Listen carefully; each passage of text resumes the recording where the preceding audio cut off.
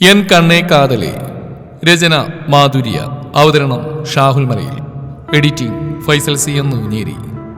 ഞങ്ങൾ വരണോടാ. നിഷ്കളങ്കമായി അവനെ നോക്കി രണ്ടും ഒഴിഞ്ഞെങ്കിലും അവന്റെ നോട്ടത്തിൽ അവർ വേഗം ചാടി എഴുന്നേറ്റിരുന്നു. പാറുവിനെ അവരെ ഒന്ന് അമർത്തി നോക്കി അവൻ പോയതും പെണ്ണ് ചുണ്ടൊന്ന് കൂട്ടി. അതെ, ചേട്ടന്മാരൊന്ന് പരിചയപ്പെടാൻ വിളിച്ചതാ. പക്ഷേ ഇപ്പൊ തീരെ സമയമില്ല. അതുകൊണ്ട് നമുക്ക് വിശദമായ പരിചയപ്പെടൽ പിന്നെ ആവാം. ഇനിയും സമയമുണ്ടല്ലോ. ഇപ്പൊ പൊക്കോ. അതും പറഞ്ഞ് വിച്ചുവും കിരണം പെട്ടെന്ന് ആദ്യമിന്റെ പുറകെ തന്നെ ഓടി. പാറുവും ഭാഗ്യവും അവർ പോയ വഴിയൊന്ന് നോക്കി പരസ്പരം കൈമലത്തി കാണിച്ച് അവരുടെ ലക്ഷ്യസ്ഥാനത്തേക്ക് നടന്നു. ഏത്? അത് തന്നെ, ക്യാൻറ്റീൻ. എങ്ങോട്ടാണാവോ? ഒരെണ്ണം മുഴുവൻ നീ കയറ്റില്ലേ? ഇത് ഞങ്ങൾക്കാ. കൈ കൊണ്ടുവന്നവന്റെ കൈ തട്ടി മാറ്റി ജോ നെയ്ച്ചോറ് നീക്കി വെച്ചു. ഡാടാ, കണ്ണീ ചോറില്ലാത്ത വർത്താനം പറയലടാ. ഓ, എനിക്ക് പറഞ്ഞൂടാ, നിനക്ക് ചെയ്യാം അല്ലേ? അതോടെ റോഷ മുഖം വെട്ടി ചാദിയും കൊച്ചുവിനെയും നോക്കി. രണ്ടവനെ നോക്കിയില്ലെന്ന് മാത്രമല്ല, അപാര തീറ്റയും.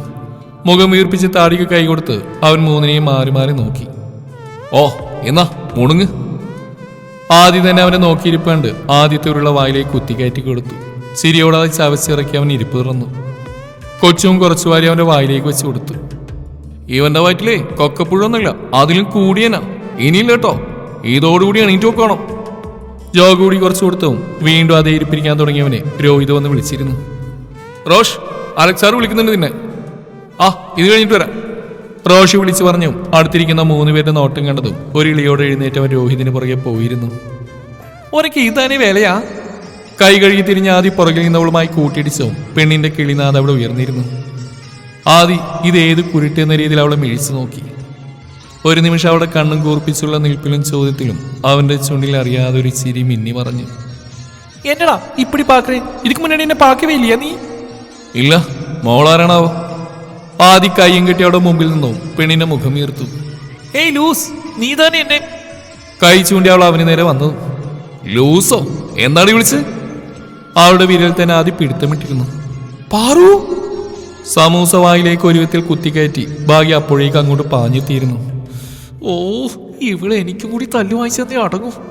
പിറുപിറുത്തുകൊണ്ട് ഭാഗ്യം വേഗം ആദിയുടെ അടുത്തുനിന്ന് അവളെ പിടിച്ചു മാറ്റി. ദേഷ്യത്തിൽ എന്തോ പറയാൻ പോയ പാറുവിന്റെ വാ കൂടി അവൾ പൊത്തിപ്പിടിച്ചു. സോറി ഏട്ടാ, അവൾക്ക് ആള് മാറിപ്പോയതാ. പറയിൽ അവളുടെ കൈയും പിടിച്ച് വലിച്ച് ഭാഗ്യം പെട്ടെന്ന് പുറത്തേക്ക് ഇറങ്ങിപ്പോയതും ഇവിടെ ഇപ്പൊ എന്താ നടന്നതെന്നറിയാതെ ആദ്യം അതേ നിൽപ്പ് നിന്നു. എടാ, ഇതാ പെണ്ണുങ്ങളല്ലേ? ഇലയും കളഞ്ഞെത്തിയ കൊച്ചു ജോയെ നോക്കി ചോദിച്ചും അവരെ നോക്കി. ഏത്? ആദ്യം അവർക്ക് നേരെ തിരിഞ്ഞു. നമ്മുടെ ജൂനിയേഴ്സ് ആണെന്ന് തോന്നുന്നു. രാവിലെ കണ്ടിരുന്നു, പക്ഷെ പരിചയപ്പെടാൻ പറ്റിയില്ല. ജോ പറഞ്ഞതും ആദ്യം അവർ പോയ വഴിയെ നോക്കി മീശ വിരിച്ചു. വേഗം പരിചയപ്പെടേണ്ടി വരും.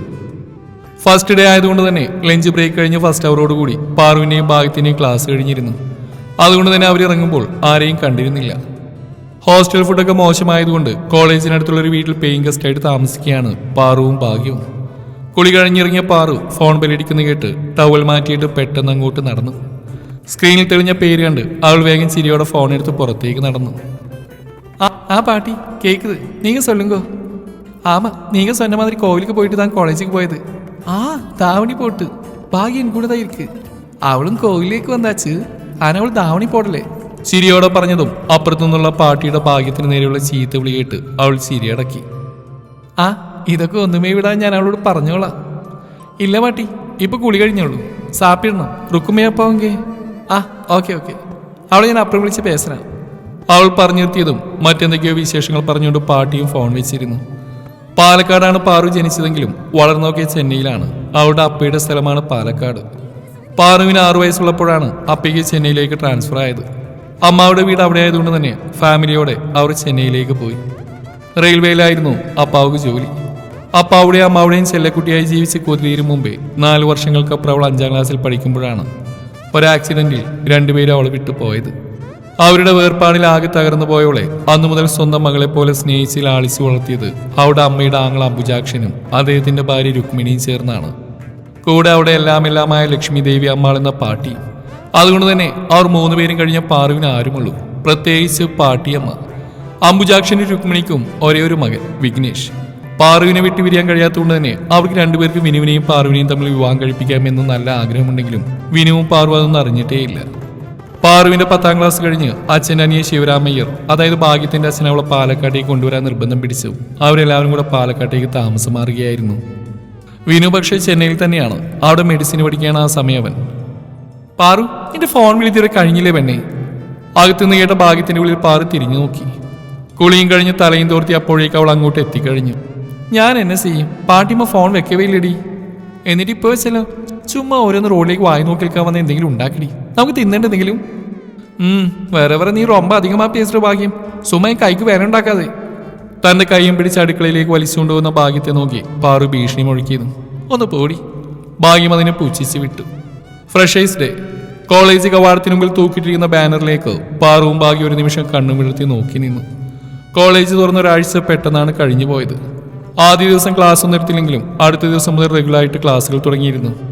ഈ ദിവസം കൊണ്ട് തന്നെ ക്ലാസ്സിലെ മിക്ക കുട്ടികളോടെന്ന പോലെ ചെറിയ ചെറിയ റാങ്കിങ്ങിലൂടെ കോളേജിൽ ഒട്ടുമിക്ക സീനിയേഴ്സ് ഗ്യാങ്ങായി പാറുവും ഭാഗ്യവും അടുത്തിരുന്നു. എന്നാൽ ടൂർണമെന്റിന്റെ തിരക്കായതിനാൽ കോളേജിലെ ഫേമസ് താരങ്ങളൊക്കെ ബിസി ആയതുകൊണ്ട് അവരോട് അടുക്കാൻ അവർക്ക് കഴിഞ്ഞില്ല.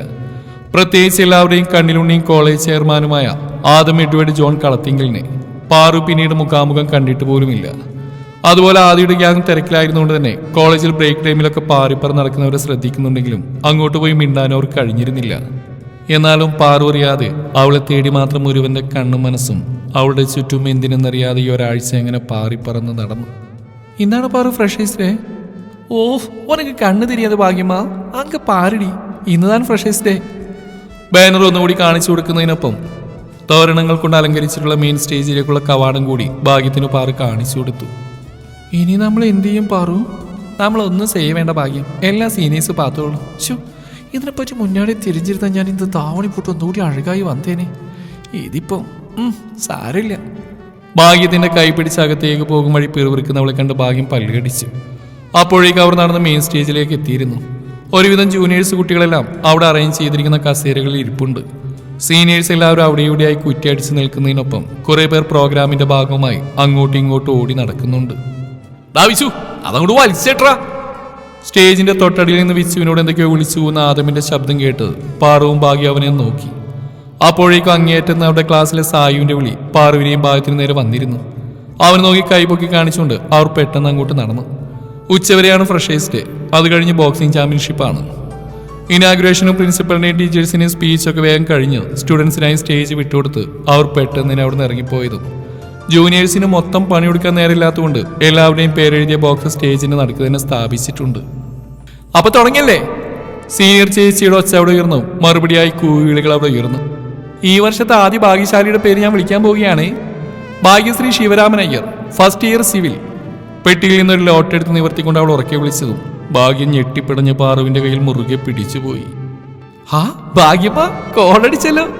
പാറു വിളിച്ചുകൊണ്ട് അവളെ നോക്കി. എന്നാലും നിന്റെ പേരിന് ഇത്രക്ക് ഭാഗ്യമുണ്ടെന്ന് ഞാൻ വിചാരിച്ചില്ല. ഭാഗ്യം. അവരുടെ അടുത്ത് തന്നെ ഇരുന്നിരുന്ന സായുവും ഭാഗ്യത്തിന്റെ പുറത്തെട്ടി അഭിനന്ദിച്ചു. പൊട്ടി. അവന്റെ കൈ തട്ടി മാറ്റി അവൾ പല്ല് കടിച്ചത്. Bhagyashree, please come to the stage. സ്റ്റേജിൽ നിന്ന് വീണ്ടും അവൾക്കുള്ള വിളി ഉയർന്നിരുന്നു. വേഗം ചെല്ലു ഭാഗ്യമ്മ.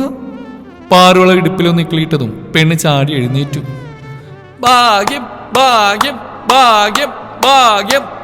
കൈയടിച്ചുള്ള പാറുവിന്റെ പ്രോത്സാഹനം അവരുടെ ക്ലാസ് മൊത്തം ഏറ്റെടുക്കാൻ അധികം സമയമെടുത്തില്ല. അങ്ങനെ അവിടെയുള്ള എല്ലാവരുടെയും നോട്ടം ഭാഗ്യത്തിൽ ചെന്നിരുന്നും പാറുവിനെ ഒന്ന് കണ്ണുരുട്ടി നോക്കി അവൾ സ്റ്റേജിലേക്ക് നടന്നിരുന്നു. അപ്പൊ ഭാഗ്യശ്രീ ഐശ്വര്യമായിട്ട് ലോട്ടെടുത്തോളൂ.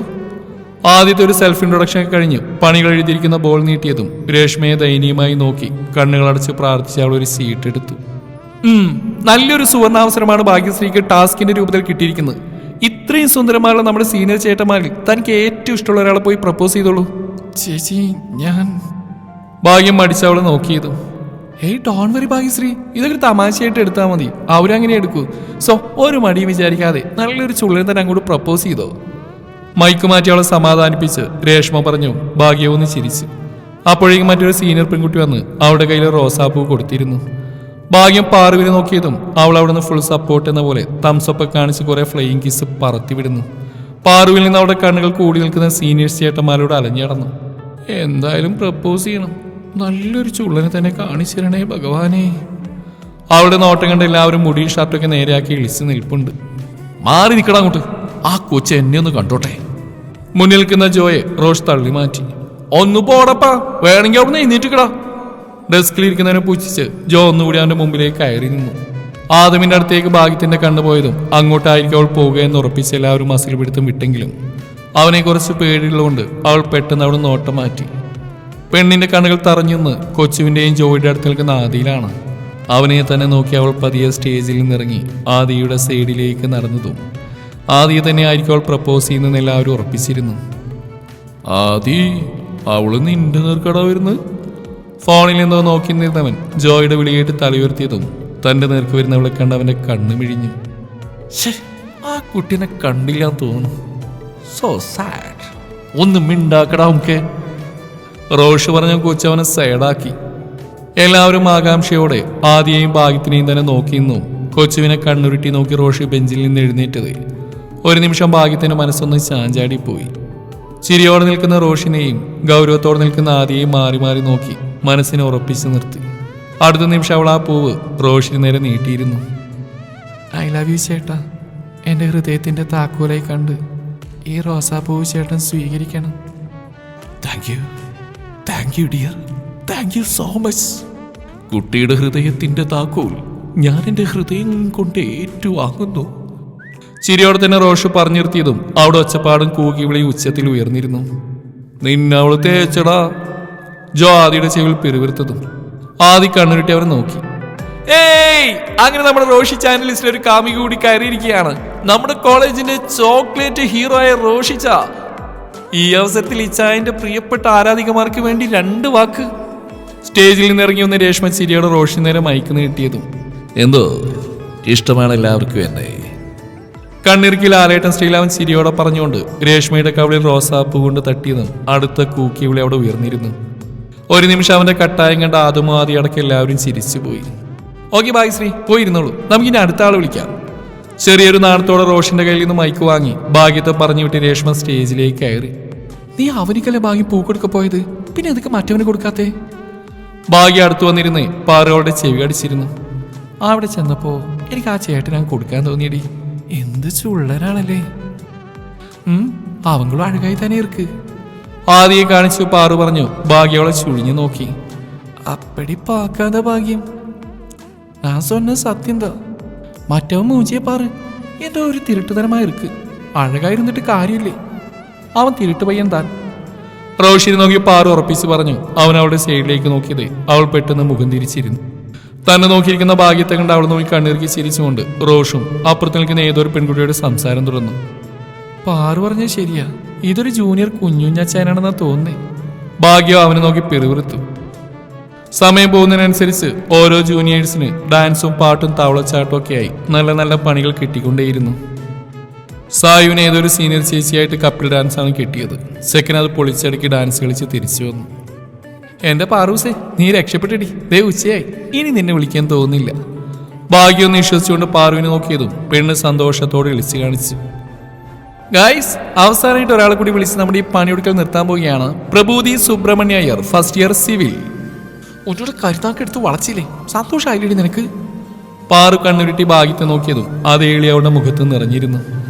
പ്രഭൂതി, തനിക്കിട്ടിരിക്കുന്നത് നമ്മുടെ ലാലേട്ടനും മമ്മൂക്കയും തകർത്ത് അഭിനയിച്ച ഹരികൃഷ്ണൻസ് എന്ന സിനിമയിലെ പൊന്നാമ്പൽ പുഴയറമ്പിൽ നമ്മൾ എന്ന ഗാനം റീക്രിയേറ്റ് ചെയ്യാനാണ്.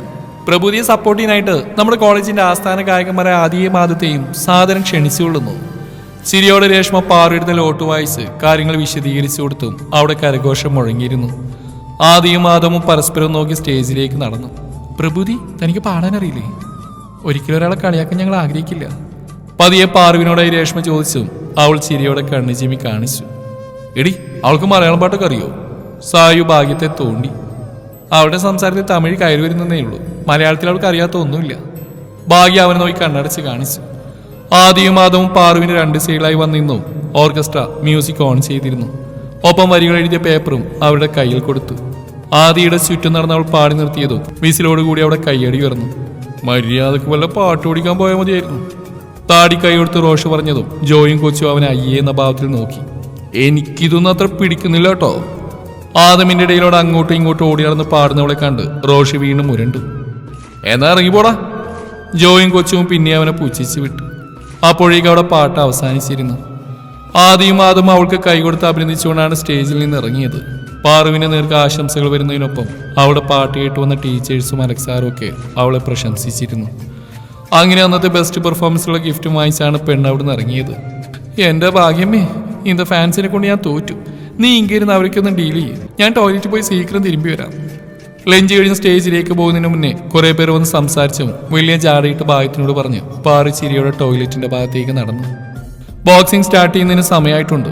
പെട്ടെന്ന് ബാത്റൂമിൽ പോയി വന്ന് അവൾ തിരിച്ചങ്ങോട്ട് ഓടാൻ തുടങ്ങിയതും സ്റ്റേജിലെത്തുന്നതിന് മുന്നേ അവളെ ആരോ സ്റ്റെയറിന്റെ അടിയിലേക്ക് വലിച്ചു കയറ്റിയിരുന്നു. ശക്തിയിൽ അവൾക്ക് ഉതരാൻ ശ്രമിച്ചെങ്കിലും ഇടുപ്പിലും വായിലും അമർന്നിരുന്ന അവന്റെ കരങ്ങളുടെ ബലത്തിൽ അവൾക്കൊന്ന് ഒച്ച വയ്ക്കാൻ പോലും കഴിഞ്ഞില്ല. അടങ്ങി നിൽക്കടി വച്ച് ഈ ചായം പറയട്ടെ പറഞ്ഞുകൊണ്ട് അവനൊന്നും കൂടി അവൾ അടക്കി പിടിച്ചതും പാറുവിന് അനങ്ങാൻ പോലും കഴിയാതെയായി. ഏയ് സെല്ലം, എനക്കൊന്ന് ரொம்ப പിടിച്ചിരിക്കുകണ്ണേ. നിന്നെ ഈ മുറിത്തമിഴും ധാവണിയും അങ്ങനെ എല്ലാം എന്നെ നെഞ്ചു പിടിച്ചങ്ങ് കുലുക്കി കളഞ്ഞു. നിന്റെ ഇന്നത്തെ പാട്ടുകൂടി ആയതും ഇച്ചാൻ അങ്ങോട്ട് ഫ്ലാറ്റായി. ഇനിയില്ല, ഇനി എന്നാ വന്നാലും ഈ പട്ടത്തി കൊച്ചിനെ ഞാൻ വിടമാട്ടെ. നീ എന്റെ അടി, ഈ എയ്തന്റെ കാതലി. കാതിലായി പതിയുന്നവന്റെ സ്വരത്തിൽ പാറൊരു നിമിഷം ശ്വാസം പിടിച്ച് നിന്നു. അധികം വൈകാതെ എന്റെ കൊച്ചിന്റെ മുമ്പിൽ ഇച്ചായം വന്ന് നിൽക്കും. അന്ന് മോള് ഇഷ്ടം പറഞ്ഞാൽ മതി. അതുവരെ ഞാൻ ഇതുകൊണ്ട് തൃപ്തിപ്പെട്ടോളാം. പറയിലും മുന്നോട്ടാഞ്ഞാൻ അവിടെ കവിലായൊരു മുത്തം കൊടുത്തു.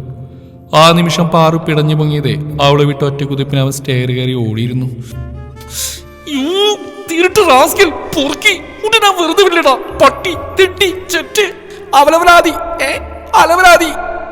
ആദ്യത്തെ പകപ്പാറി അവൾ അലറി വിളിച്ച് അവന്റെ പിറകെ പാഞ്ഞെങ്കിലും സ്റ്റെയർ കയറി ഓടി അവന്റെ പൊടി പോലെ അവിടെ കണ്ടില്ല. എന്താടി, എന്താ പാറു, എന്താ പറ്റിയേ? നിറഞ്ഞൊഴുകുന്ന കണ്ണുകൾ വാശിയോടത്തോടെ ചെന്തൊക്കെയോ ചീത്ത വിളിച്ചുകൊണ്ടിരിക്കുന്ന പാറുവിന്റെ അടുത്തേക്ക് ഭാഗ്യം പാഞ്ഞെത്തി. ഇത്രയും നേരമായിട്ട് അവളെ കാണാത്തോണ്ട് അന്വേഷിച്ചു വന്നാണ് അവൾ. അവനെ കേസ് പണി അച്ചിട്ടി. ആര്? എയ്തൻ. അതാര്? ഒന്ന് ഏങ്ങി പല്ലടിച്ച് അവിടെ ഉണ്ടായ കാര്യങ്ങളെല്ലാം എണ്ണിപ്പെറുക്കി പാറു പറഞ്ഞതും ഭാഗ്യം കണ്ണുമിഴിച്ച് അവളെ നോക്കി നിന്നു. എനിക്ക് தெரியாது ഭാഗ്യം, അത് യാരെന്ന്. ആകെ എയ്തെന്ന പെരുമട്ടെന്നാ തെരി. പിന്നെ എന്റെ സംശയം ശരിയാണെങ്കിൽ അന്ന് എന്നോട് ഇടുപ്പിൽ പിടിച്ച ഇവനാണ്. ഇന്ന് വന്ന അതേ ഫീൽ താൻ അന്നും എനിക്ക് ഉണ്ടായത്. ഓ കടവുളെ, അവനെ മട്ടും കൈ കിടച്ചിട്ട് വെട്ടിക്കൂട്ടി കണ്ണ് തുണ്ടാക്കും ഞാൻ. പറഞ്ഞിട്ടും പാറുവിന്റെ ദേഷ്യം അടങ്ങുന്നില്ലായിരുന്നു. ഭാഗ്യ അവളെ ഒരു വിധത്തിൽ സമാധാനിപ്പിച്ച് ബോക്സിംഗ് നടക്കുന്നിടത്തേക്ക് കൊണ്ടുപോയി. പാറു, നിന്റെ കൂടെ പാടിയില്ലേടി ആദം? ആളീ കോളേജിലെ ബോക്സിംഗ് ചാമ്പ്യനാടി. ഫസ്റ്റ് റൗണ്ട് ആടിയായിരുന്നു. എന്നാ ഇട്ടിയാണെന്നറിയടി. ഭാഗ്യയുടെ മൂട് മാറ്റാൻ വലിയ കാര്യത്തിൽ പറയുന്നുണ്ടെങ്കിലും അതൊന്നും ശ്രദ്ധിക്കാനുള്ള മാനസികാവസ്ഥയിലായിരുന്നില്ല പാറു. അപ്പോഴേക്കും ബോക്സിംഗിലെ നെക്സ്റ്റ് റൗണ്ടിന് തുടക്കമിട്ടിരുന്നു. The next participant mister Ethan Rosh Jacob Tharakan. ഒരു നിമിഷം പാറു ചുറ്റുമുള്ളൊന്നും കേട്ടില്ല. എയ്തൻ എന്ന ആ പേര് മാത്രം. നീ എന്റെ അടി, ഈ എയ്തന്റെ കാതലി. ഒപ്പം അവന്റെ വിളി കൂടി ചെവിയിൽ മുഴങ്ങിയതും അവൾ ഞെട്ടി തല ഉയർത്തി നോക്കി. തുടരും ഈ കഥയുടെ ബാക്കി ഭാഗം നാളെ ഇതേ സമയം.